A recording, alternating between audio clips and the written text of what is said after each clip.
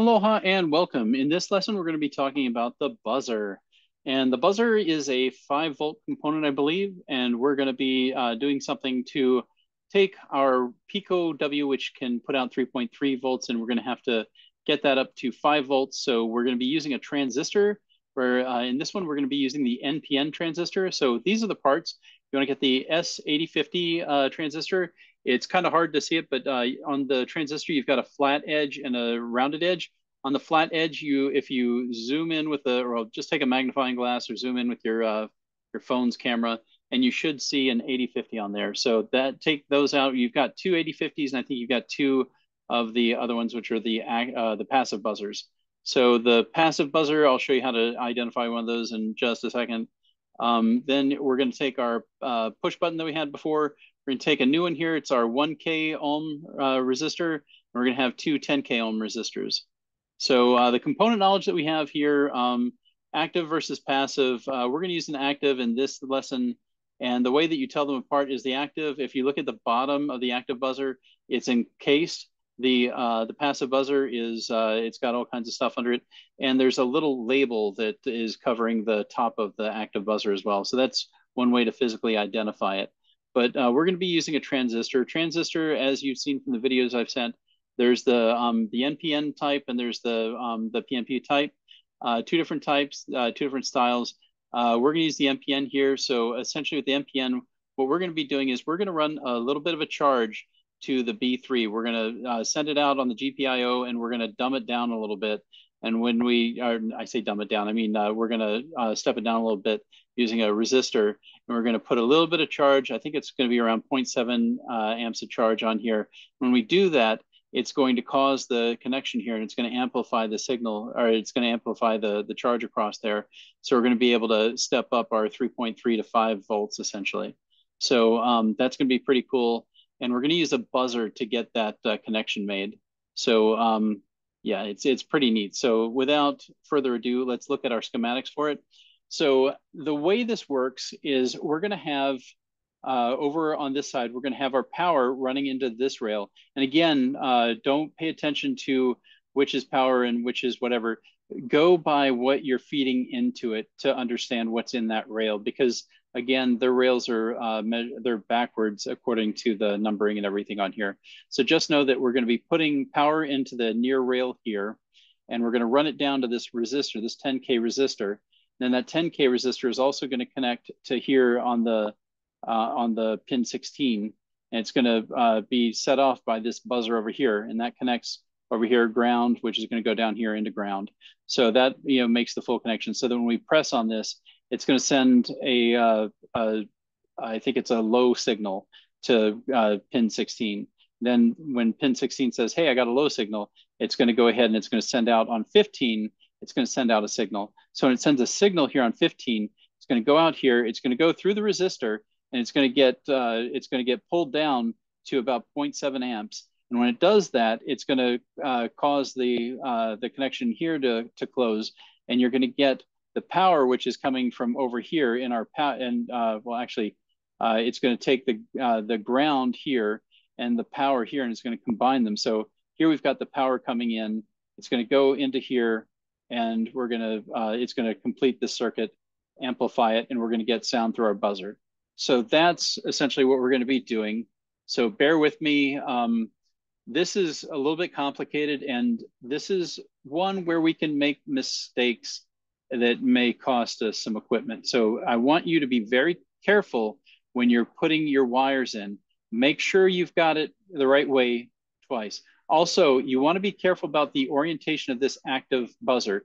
There is a long pin and a short pin. The long pin goes here on the power side, and you want the shorter pin on the ground side over here. It's going to be hard lining up your pins, and me doing it on this video is going to be awfully ugly. So please bear with me while I go through this. So the code is quite simple. The code is going to look like this. We're setting up that pin 16, and pin 16 is going to be, we're pulling in a signal, and we're sending out a signal on 15. So we're going to be listening there. We're going to say, hey, do we have a low signal, meaning the button has been pressed? If yes, this is going to be 1. We're going to send out active buzzer value 1. That's going to complete that transistor. and it's going to get amplified juice and it's going to go off. And then when we release it, it's going to go, the value here will go to high, we'll get the opposite, and it'll cease to be buzzing. So anyways, without further ado, let me pull up our handy dandy Pico, the star of the show, and let's start building this thing.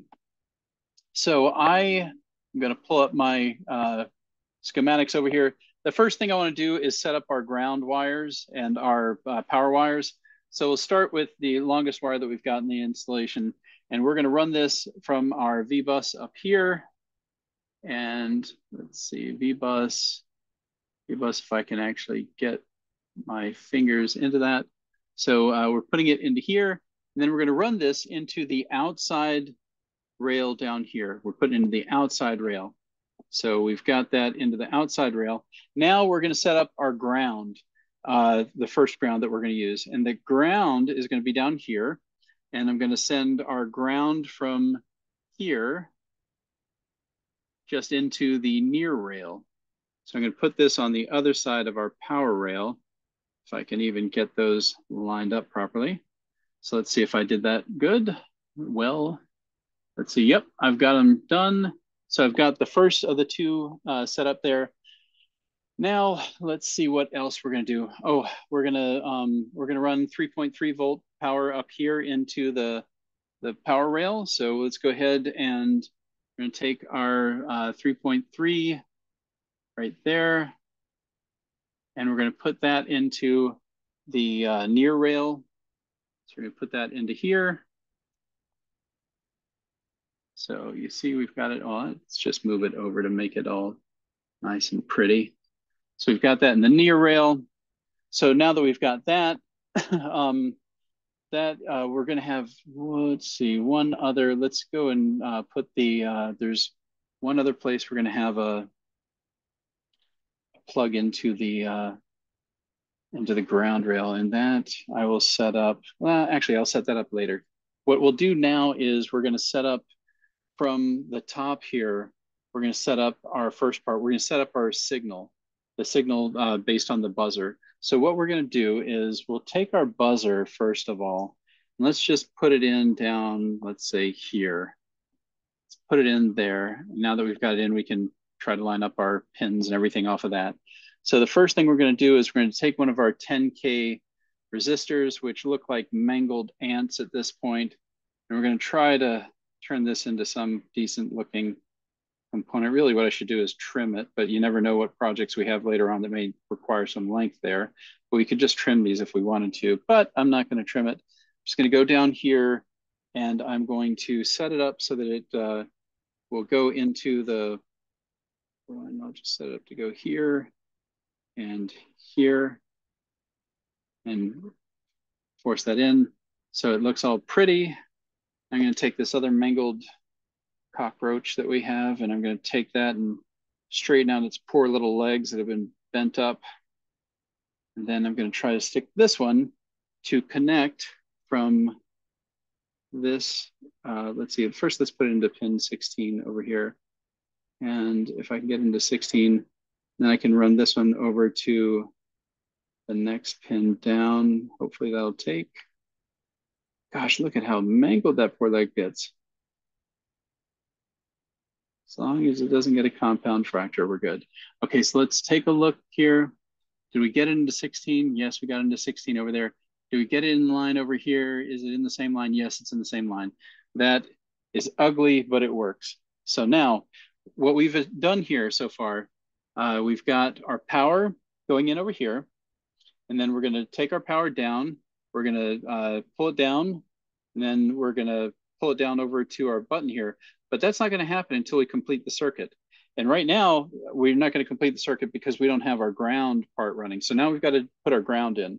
So we're going to go over here, and we're going to put into our ground right there, and we're going to plug that in, which goes into the, we're using the top rail here as our ground. So that sets up the ground side of it. So that grounds it. So what's going to happen is when we push this down, that's going to complete that circuit. It's going to send the signal over here to 16. 16 will be picked up, and then it will send it out on 15. So since we're talking about 15, let's go and set up the next part of it. So that's going to involve our transistor here. So this is the very teeny tiny part that does all the magic that's needed here. And you can't tell it because I can't get a light on it really, but there are, there you can see it kind of. There's numbers and stuff on there. So look for the 5080, I believe it is. So look for that on there, and that's the one you want. Keep the flat side facing towards you when we're working on this. So we're going to take the flat side down here like this, and we're just going to put it in right here. So we've got it in 3 different pinholes. You're going to have to flay them out a little bit to get that. But we've got them in 3 different pinholes. So now that we've got it in 3 pinholes, what do we do? Well, the first thing we're going to do is we're going to run our ground part. So let's take our ground, and let's see, a short one would probably be good for this. So we're going to take our ground one, and we're going to set it up here in the ground lane. So that's, if you look, that is getting into our third, yeah, that's in the leftmost. Then we're going to run that into ground, and where's ground? That's on the inner rail. So we're going to run that to the inner rail here. So that should be happy. So now let's do the magical one. Well, actually, yeah, let's do the magical one. So the magical one is going to be our connection from pin 15 over here over to the middle lane. So we're going to take one over here. Let's take a longer one just to give us some room. We'll go from 15, and we're going to go over to the middle. So we're going to go, the middle one is over here, but we're going to go down here and plug it into here. And why is that? Because we have to take our 1K resistor, and our 1K resistor is going to bring that power from 3.3 down to the 0.7 or so that we're going to need in order to do this properly. So this is where my eyesight is becoming a problem. I'm going to try to get this into the right lanes. I'm going to line up off of this one, try to get it right there, and then try to put it in properly on the other side, but I don't know if I can get that. Let's try this and see if this is proper. So let's zoom in. So when we zoom in, we can see that I do indeed have the resistor in the same line as the white thing there. And then do I have it into the middle lane? Yes, I do have it in the middle of the transistor. So I do have that set up properly. Yay for small miracles. Okay, so now that we've got the middle one done, we've got to take the power side of here. So the power side we're going to take, but before we just take the power side somewhere, we need to send it somewhere. So why don't we pull out our active buzzer? So here's our active buzzer, and we have a longer side than one's long, one's short. So we know the longer is positive. So this is the left side here is going to be our ground, and the right side is going to be our power. So when we take this, let's just set it up over here to keep it out of the way. So set it up just like that. So now we're going to take, let's see, let's take the power side over here. Can I get that in there? Let's see, is that the power lane? I think that is, that should be. And then we're going to run it to the power pin over here. And the power pin, I believe, is here. And I remember correctly that there's 2 spaces in between to get into your other pole. So this is the positive side, that's the negative side. So then we take this one and we run it down to our power, which is in the outside rail down here. So I'm going to take that aside here so we can kind of look at this. And then I have to see if I've got this set up properly. And let's zoom in. I want to make sure the transistor, is the transistor in line with is the transistor power in line with the other one? Yes, it is. So that looks like it's properly set up. So I have high confidence, ha, ha, ha, that when I take this and plug it in, I'm not going to smell burnt bacon. So let's see if that is true. So I'm going to plug it in. I'm smelling. I don't smell bacon. All right. Why do I have bacon on my mind? I'm a vegetarian. Anyways, let's run the program. The program is running. Now, let's see what happens. Oh yeah, there we go. So by pressing our magic little button here, we complete that circuit. And by completing that circuit, what we're doing is we're sending a signal over here on 16, and 16 basically comes in. The program says, "Hey, I just got a reading on 16. Okay, what do we do? We're going to send out signal on 15. So we send out signal on 15. That gets the power from it gets pulled down on the resistor to a smaller amount, and that smaller amount is needed by the transistor in order to bridge it there. And that bridge is going to cause the power to go from, it's going to complete the circuit, but it's also going to go from 3.3 up to 5 volts, I believe, in order to get this to go. So we go in here, we just press it, and the magic sound. So now you can just sit here and play the music you want to.